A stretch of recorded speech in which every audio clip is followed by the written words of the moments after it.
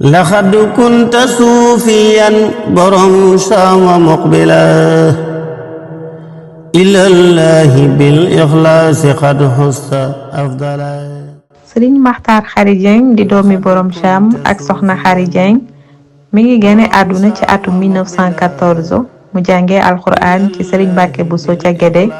bi fi borom Cham jóge la ko fa sëriñ Manumbe jële yóbbu ko Saam dëkkam bu nekk ginnaaw Dendey mu yàggalee fa ba bind fa ñaari kaamil.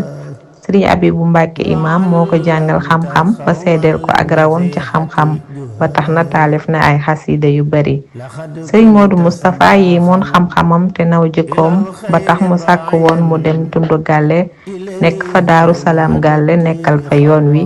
mu nekk fa 1940 ba 1992 mu dem Misra ngir lim toppoon ci xalifa borom Cham bi. ci atum 1999 la doon xalifa borom Cham mu ñëw Mbàkke nekk fa mi ngi fi bàyyi ko ci atum 2003 ñu denc ko ci armeel bu soobe yi ci wetu way juram borom Cham.